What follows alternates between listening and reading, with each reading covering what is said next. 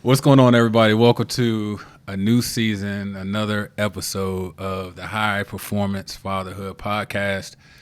My name is Troy Woods. Of course, I'm your host. Really excited about today's episode. I have a good friend of mine here, Mr. Chris Osby, and I wanted us to have a conversation today about a lot of things fatherhood, but I think we have kind of a unique perspective when it comes to youth sports, and we're going to delve into the world of gymnastics because I know that's not something that's often talked about in our community. Yep. And so I'm excited to have this conversation. But, man, first of all, welcome to the show. Glad to be a part of the show. Cool, man. There's been some time coming. It has. We've been trying to do this for a couple of years now. So, well, what's been going on with you, man? How's life been? Summertime? Yeah. How's staying busy with the kids, trying to keep them busy for the summer and we at a new gym now. Right. So trying to make that transition work and trying to balance my son, keeping him entertained.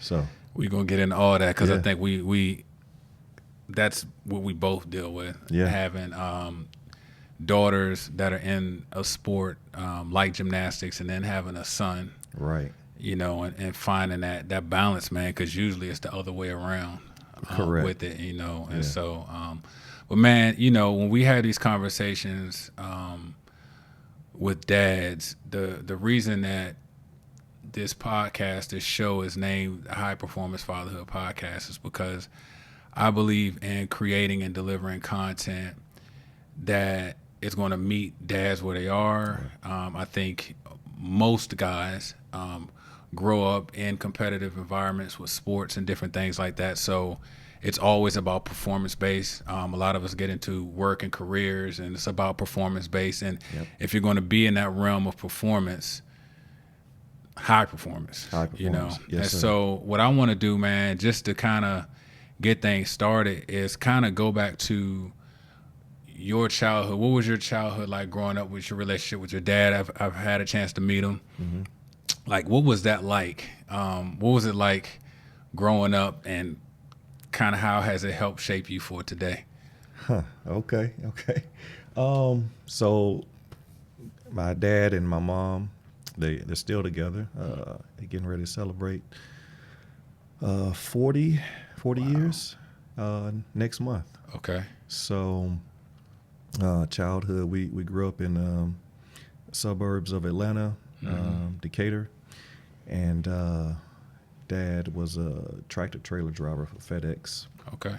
So he was on the road early on in my life, and then he kind of slowed down and did local drives. So that allowed him to be at home. He was cross country. He was cross country, right, Okay. early on, and Okay. then later he did local drops. Okay. So that allowed him to be home a little bit more. Okay. Yeah. So had a good relationship with him. Still have a great relationship, a even better relationship with him now that I'm older and have children of my own. You realize, a lot once you get Right. kids. Right. But yeah, like I said, speaking of high performance, he was an athlete himself. Oh, wow. Basketball player. Him and his brothers, they were well known in the Atlanta area. Okay. So that set the bar high as far as competitiveness. Right. But funny story, I didn't get into basketball. My thing was baseball, and then I did a little bit of track. Okay. But baseball was my main. What position did you play?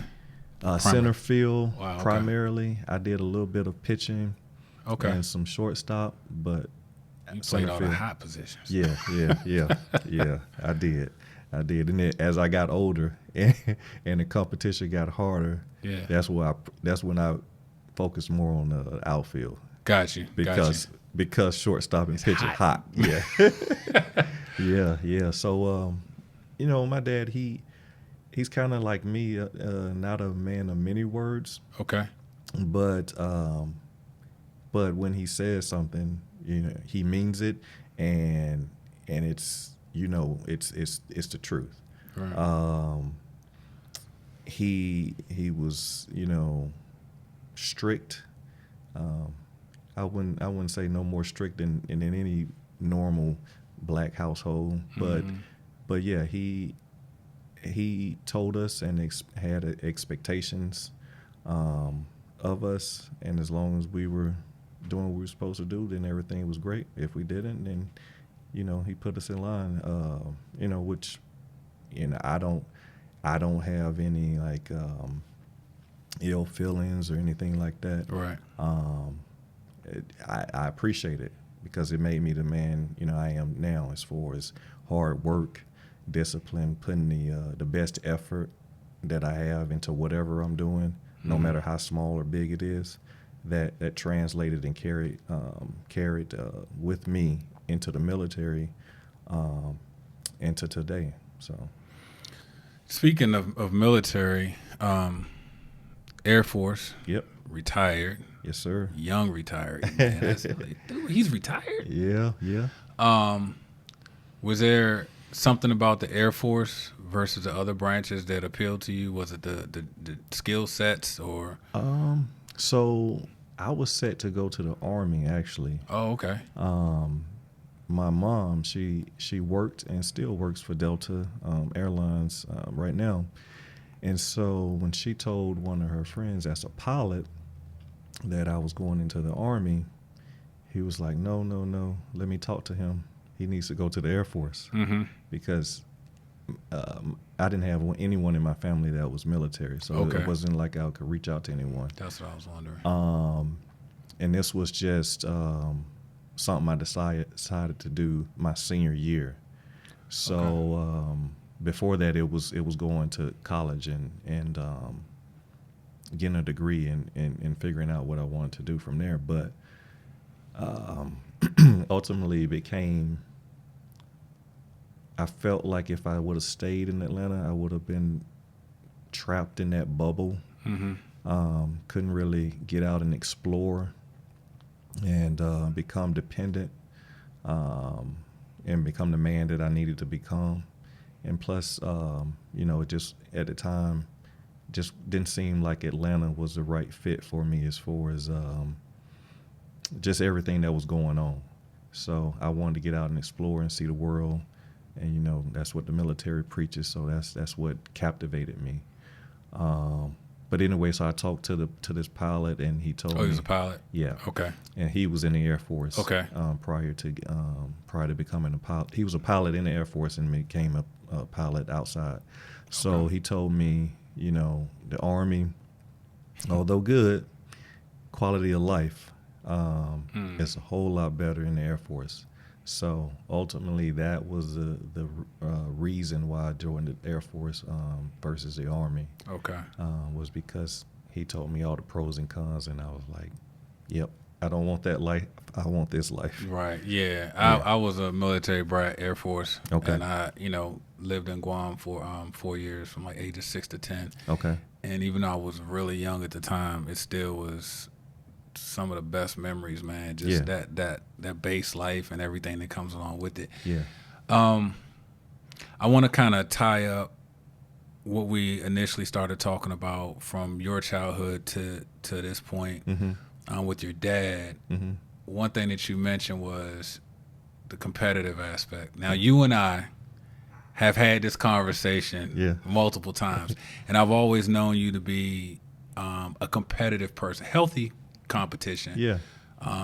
Primarily from an aspect of just wanting the best from the situation. Yeah. Did that fuel you even in your career?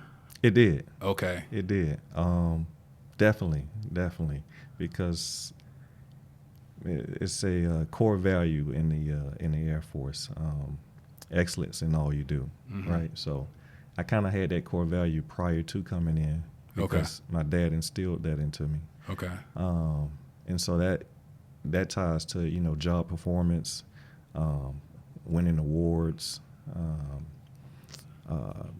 rank, all aspects of the military. Okay. So that competitiveness to do your best and also beat out your peers, it totally translated. So before speaking of your individual competitive nature, Mm-hmm. one thing we didn't mention in the very beginning was that you're a cyclist. Yes. Like I ride mountain bikes. Right. Y'all crazy. I'm just gonna say, like everybody say, it's a different experience, man. It's like, for those listening or watching, whatever, I've done a couple of casual rides with this crew, and they're going. It's a very easy pace, but it's points in that ride where they like click in, and you like yelling at your bike, like, "Come on, man, what's going on?" I mean, Right. and it looks so. But and we always send clips to each other about different things that we see on Instagram and stuff like that, man. Right. But how has that as well? Because I know there's anything competitive, especially sports related, Yeah. mountain biking, cycling, swimming, whatever, there's levels to it, right? Correct. So I know that you currently ride a trek, and then we were talking about different levels of bikes. You just had this conversation with me, and I was like, man, I had no idea that it's the endurance, it's the speed, it's the combination, it's all that. So how has being part of that cycle culture, like for this stage in your life, from a mental aspect, what has that provided for you? Like, balancing life, man, just being able to get out there and compete at that level. So I got into cycling during COVID because we couldn't go to the gym to work out. I was into lifting, and so since they shut the gyms down, I didn't have anything else to do. Right.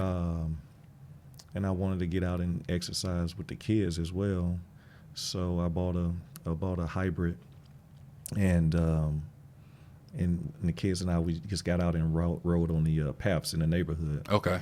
And so that was my first time getting on a bike since I was a teenager. Wow. So we talking 20 plus years. And I enjoyed it. And I was like, this might be something interesting. So then one day, of course I can't go as fast with the kids.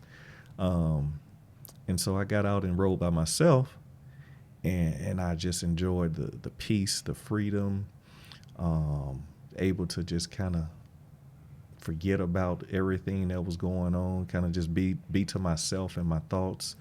And ever since then, I loved it, from a mental aspect as well as physical, but mainly mental.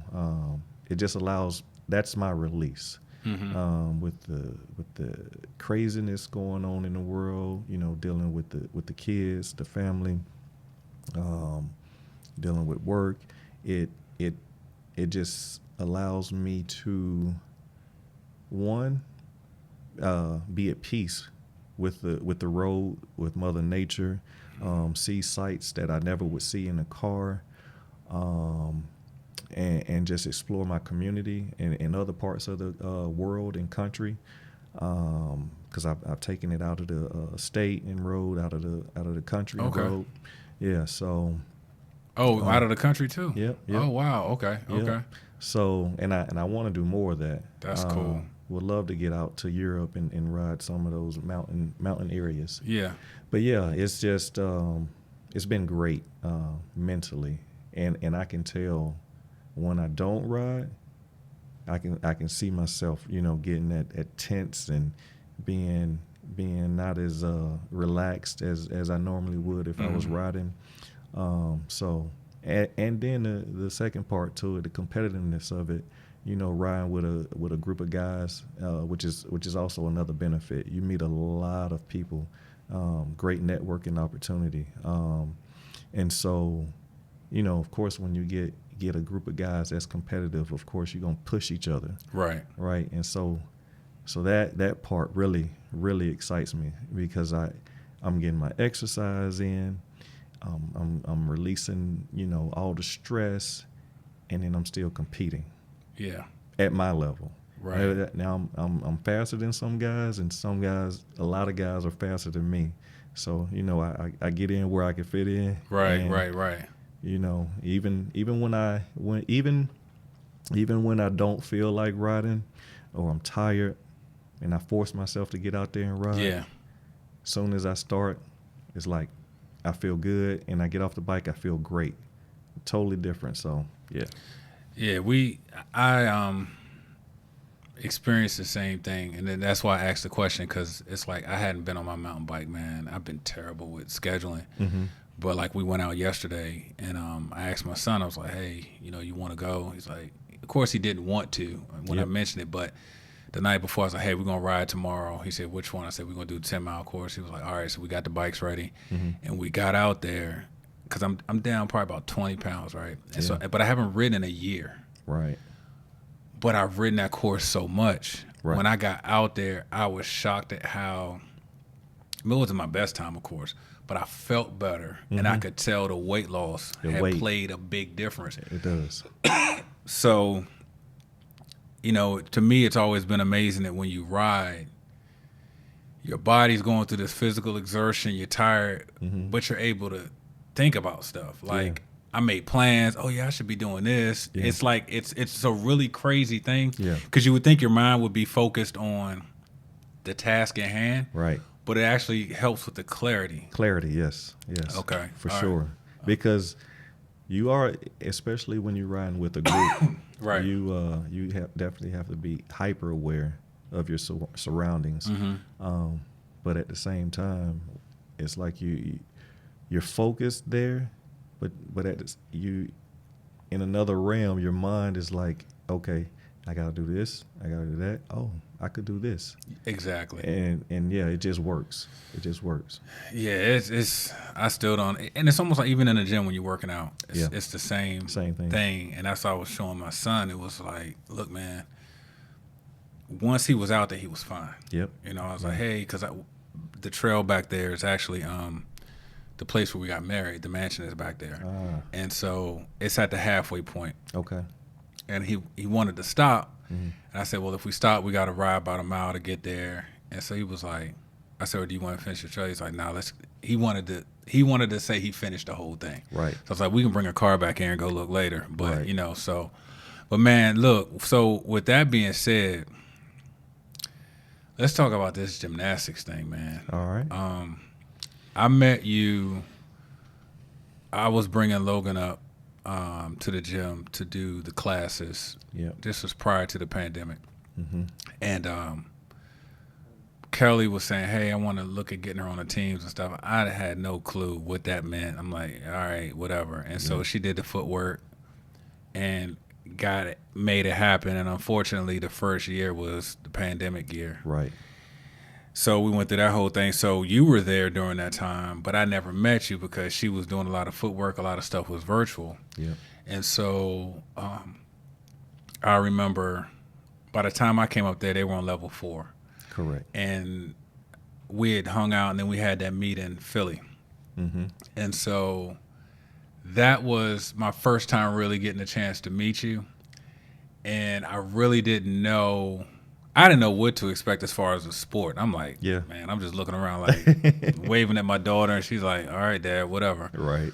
But man, what has that excuse me, what has that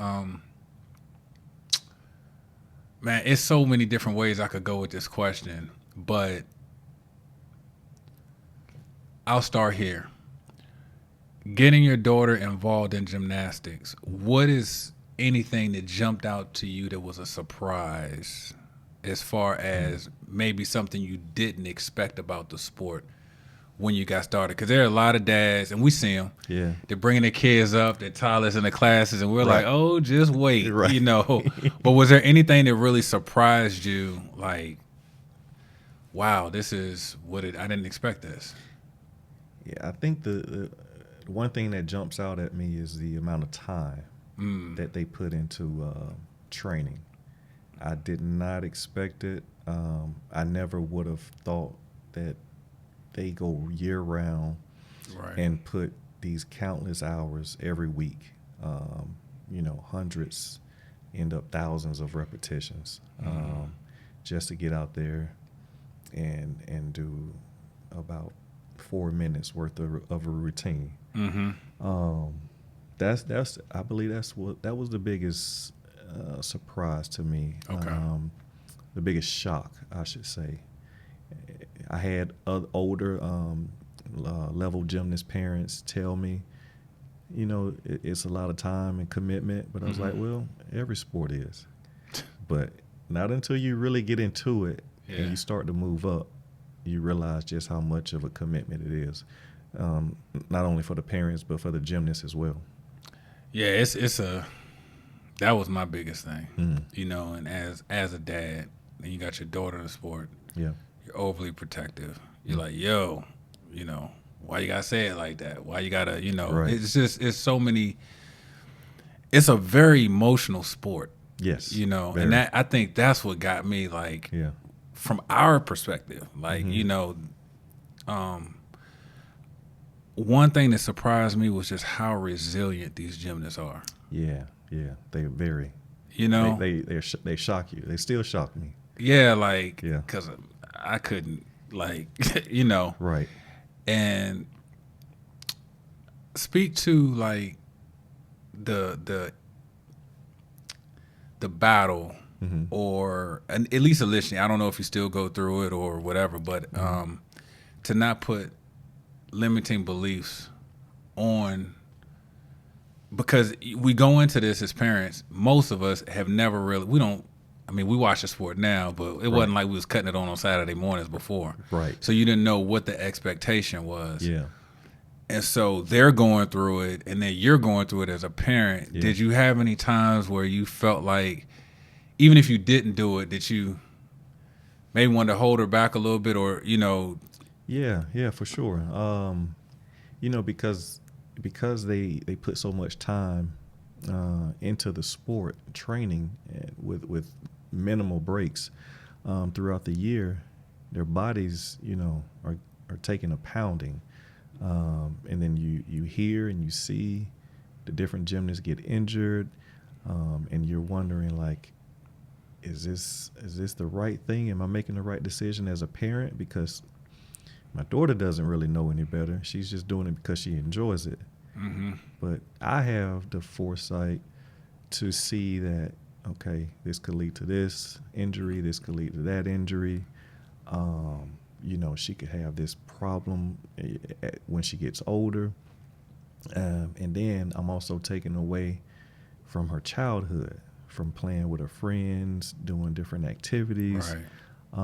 So yeah, I definitely question myself, like, do I really want to go down this path? Once I really saw what it took, I questioned myself, but I ended up coming to the conclusion that if she loves it, then I'm gonna allow her to continue to do it.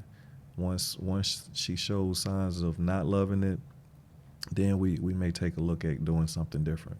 So that's basically how I allowed myself to back off and from the protective father, and to let her do her thing. Because there's still moments where I cringe and seeing her fall and she bounced right back up and get right back on it. So yeah, it's a tough sport, but it's a balance. Yeah, I still struggle with that, and that's why I don't sit in the gym as much as I used to. Yeah. She had a fall here recently. She did okay, look, y'all don't know this, but this dude knows every routine name, every skill, point deduction, all that stuff, and I'm still learning it. But it was a back tuck on the beam or something like that. Back tuck, probably. Yeah, and she missed. Okay. And she hit her shoulder, she hit her head, Ooh. and I was like, and I didn't find out about it till, because the coaches don't, unless it's serious, they're not going to just call you, Right. Which I can appreciate. I get it. For sure. But, I'm looking at her and I'm like, she's already dealing with a shoulder thing. And I'm like, but I can't show it. Right. Because I don't want, like, if you've ever watched, if anybody that's watched the sport, so, and we're going to talk about this a little bit, but usually at gyms, if your gym will host meets during the gymnastics season, a lot of times as a parent, you'll do setup breakdown. Right. And that'll allow you to go down on the floor, move stuff around, and you really get a sense of the apparatus that they're dealing with. Yes. And I think the first time I did setup and breakdown, and specifically went to the uneven bars, I'm looking at the low bar and the high bar like, wait, they transitioning from this because looking down on the floor, you really can't judge the distance. No. But when you're moving and stuff, you're like, oh, right. That's a long way. It is. It is. I think it's really interesting to have this episode now because we're days away from the Paris Olympics. True. And we always know track and field and gymnastics are like the two headliners for the event. When we post things about our daughters in gymnastics, the one comment that I appreciate but I laugh at is, let me see if you can know where I'm going with this. And when people comment on a post, what do they say? Next Olympian. Oh God. Yeah. And what's your usual, even if you don't respond back, what's the first thing you think? No way. we not going down that road. Just slow. Thank you, but slow down. Slow down a little bit, man, because and I understand people's their thought behind it. Yeah. Because I always, just like with your daughter or my daughter, I always tell them, like, you guys have to understand, not just with girls or women, but in sports, period. Yeah.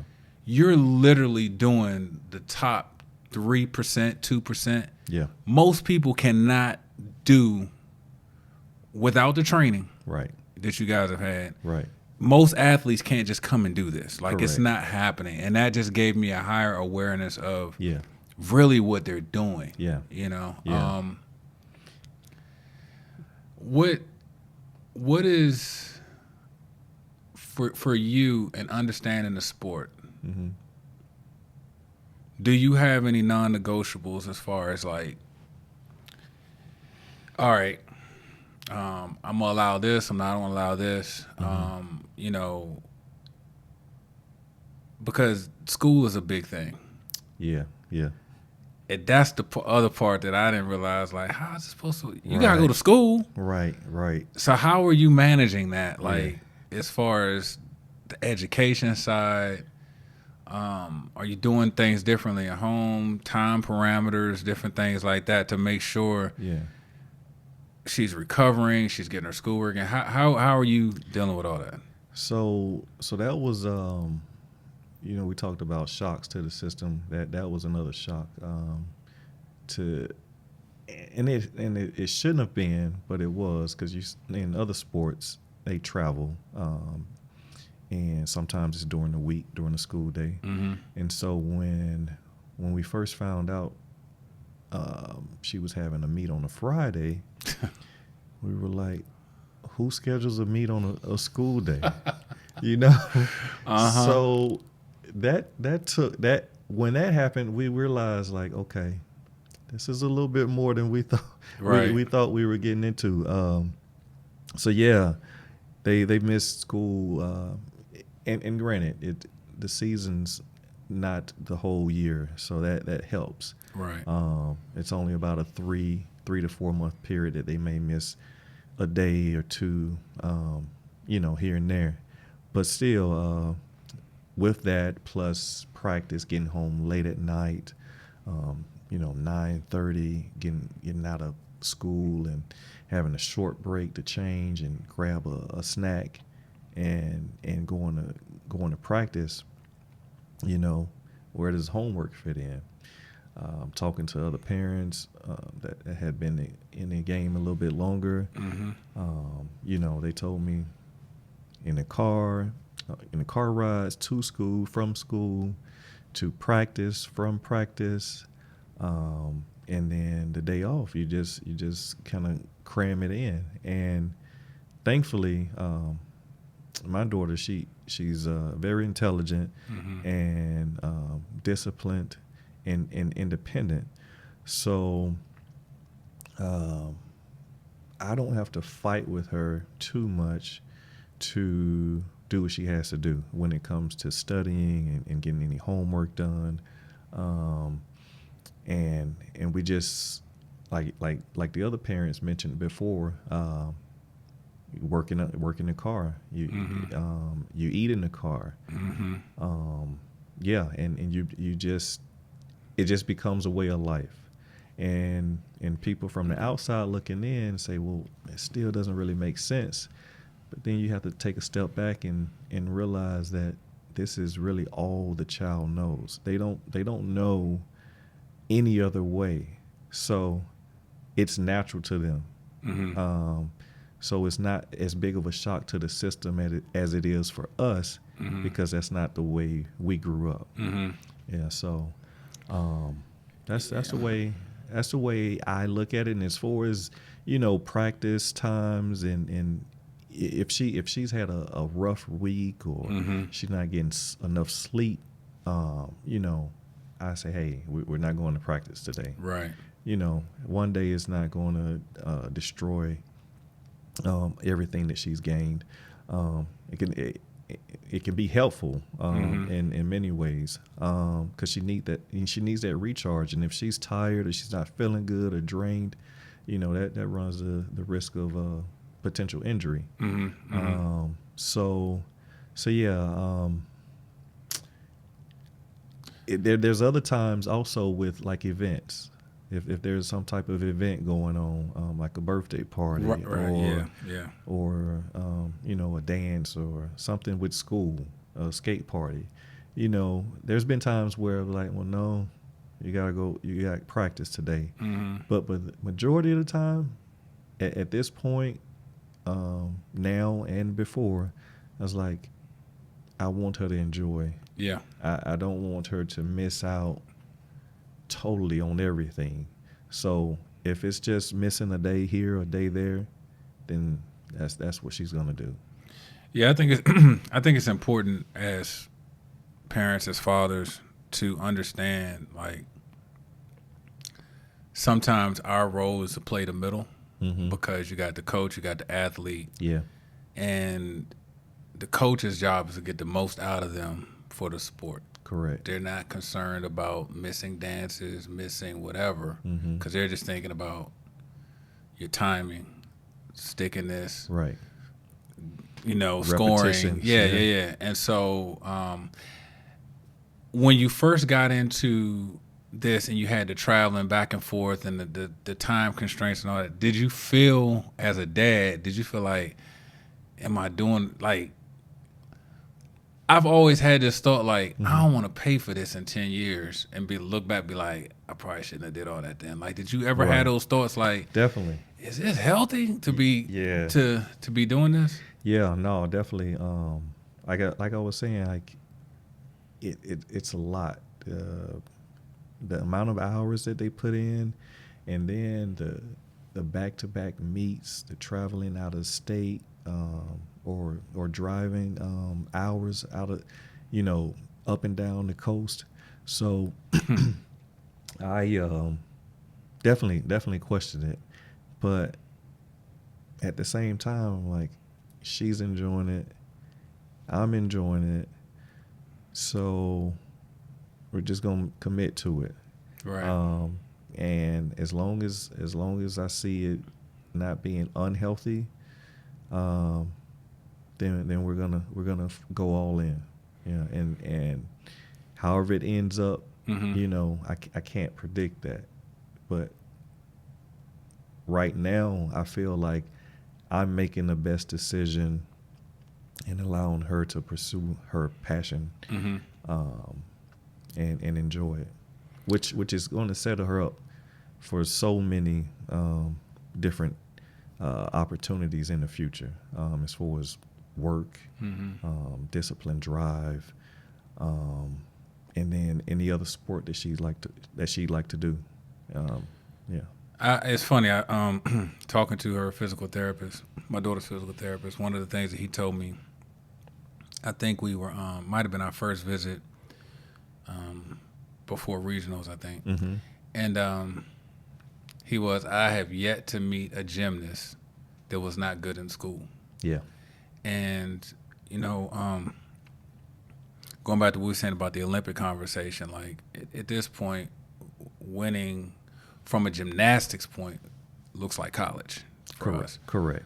But I look at all the other ancillary benefits that have come from the discipline of this particular sport. Yeah. Yeah. Like my daughter hates being late. She cannot stand being late. Now, Same. some of that's me because I'm the same way, but a lot of that is because she realizes I gotta get there. I don't. Yeah. She doesn't like warming up late. Yeah. Everybody else has gone through the warm up. She don't like that. Right. But we mentioned at the beginning of this whole thing that we have daughters and sons. Mm-hmm. And the ironic thing is both of our sons are older than our daughters. Mm-hmm. How has managing that aspect with the total time commitment that it's taken for gymnastics, Mm-hmm. how has it been for you managing your son and his development, the time with him and Yeah. everything else? Because both of us, moms are involved, obviously, but we know each other because we're always there at the gym, Right. which means, so Right. how has that been for you and thoughts that you've had about that whole thing? Because I've Yeah. it's been a challenge for me. Yeah, definitely a challenge. As so my son, he's 11, and we I had to take a pause on this because like you said, it's definitely been a challenge and a battle of trying to balance the two, because it's almost impossible because of the amount of time that is taken away due to gymnastics. And my son, he's been involved in sports, but nothing that's year round and takes as many hours as it does with gymnastics. Right. So it's a constant battle with myself and just trying to spend time with him when I can. Make the most of those moments and memories. Do some one-on-one time with them. I even started coaching, assistant coaching flag football to get to spend some time with them in that aspect. So that's been good, and I think that's been the best way for us to kind of connect, is being out there on the field together, and him seeing that I'm also committed to helping him out. I think that's the biggest thing. Is I know he definitely can say, okay, well, Daddy spends a whole lot more time with my sister than he does with me, as far as just in general. And so just trying to have the conversations with him to make sure he's good, make sure he understands that, it's not because my daughter is the favorite, it's just because her sport requires more time, and because it requires more time of her, it requires more time of me. So just trying to explain that to him, I think helps, and I just have to keep coming up with different ways to spend that quality time with him when I get the time, when I get those moments, and making the most of it. It's tough, man. Yeah. I mean, same with me. Like, I was so happy when he got to the age where he could be old enough to go in the gym with me. Yeah. Because, I work out a lot of times while she's in practice. So Right. that's time that we get to spend together. Same thing with the coaching. I got involved with coaching. I've been coaching longer than she's been doing gymnastics. However, the value was different once she started doing gymnastics and I was coaching him. Yeah. Because the time felt more meaningful. Yeah. You know, because I'm out there but on the flip side now we're at the point I'm like, look, not that I don't want to coach or I can't coach anymore. He's in high school now. So it's like, hey, somebody else is gonna be your coach sometimes and you're gonna have to, you know, work and earn different things. Right. Now, you know, because I go a little hard with coaching. Like, I'm not just going, because I always think about the team. Yeah. I'm not just going to put you out there just because you're my son. Right. Now, you're going to get some playing time, of course. Right. But at the same time, I want you to earn it, to be able to say, I ain't just played because my dad was a coach. Like, you know, you can see yourself developing and getting bigger. Yeah. I think, man, this whole thing with gymnastics, it's like a constant recalibration because Yeah. It's a good way to put it. yeah, every level, man, is like, it's like a video game. Every level gets not only harder for them, but it's something else. Oh, we got 2 fly trips this year instead of 2. You know what I mean? And this sport, for those that don't know, this sport is very self-consuming, meaning everyone, the gymnasts, the coaches are super involved with the sport. Most of the coaches obviously were gymnasts before, so they're used to everything being centered around the sport. Yes. So even with trips, Yeah. oh yeah, in 30 days we're going here and we got to fly, like, you want me to book plane tickets less than a month out. Right. Do you know how much this is going to cost? You know? Yep. If you had to give just some advice to a parent that was interested in getting their kids into gymnastics, what piece of advice would you give them? And a benefit that you would give them from the sport as well? The advice can be either way. Okay. But is there a benefit of the sport that you would share with them? Yeah, the benefit is the easiest. Like I said, it sets up such a strong, solid foundation for the gymnast. Strength, flexibility, agility, and then you go into the mental aspect, the grit, the will, the determination, the self-motivation, self-drive, confidence, and that translates, like I said earlier, into everything, be it sports, work, and everyday life. Because you're gonna face adversity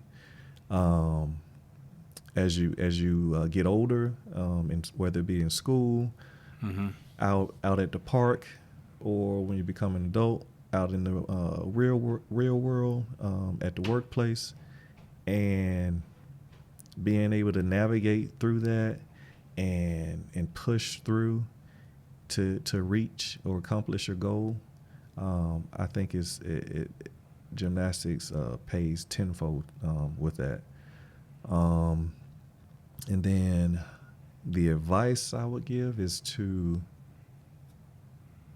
be open, because it's like you said, you have to recalibrate every season, and you have to be flexible. Just like, you know, these other, the AAU, the travel teams, pick a sport. Is, you know, it everything nowadays is expensive. So you definitely, your finances have to be set, you know, because the budget continues to grow each year, whether it be traveling, uniforms, tuition. So, you know, choreography, there's always something that you have to pay for. And yeah, that would be my advice, is just go in knowing that you have to be open, you have to be flexible. You also have to, I would say, in my opinion, you have to be willing to be involved. That's a good one. It's not a sport that you can just drop your child off and go and do. That's good. Do whatever you want, whatever errands, life that needs to be done, you have to be willing to at least take some time. It doesn't have to be every practice, but sometime see your child. Watch how they're interacting. Watch how they interact with the coach, because from what I've seen, the gymnasts, for the most part, they won't tell you everything that's going on. Nope. And unless you're there, you'll have no clue. And so that part there is another big key that I believe everyone needs to know that going in, because I mentioned that, just going to the practices, but also, as you mentioned, the setup and breakdown. Like if your gym hosts a meet, that's time that you have to put in, and you're not getting paid for it. It's just expected by the booster club. So yeah, that's. So all of this that we've talked about from start to finish, from us being, going through childhood yourself, experiencing fatherhood from that perspective, and then becoming a dad yourself, man, and everything that we have going on in our world today. It's a question that I like to ask dads, because I know it usually catches them off guard, but they usually give the truest answer to it. Yeah. Having a son, having a daughter, man, as a dad, what is something that scares you about fatherhood?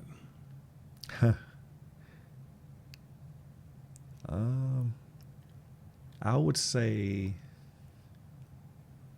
not preparing them to face the real world when they get older.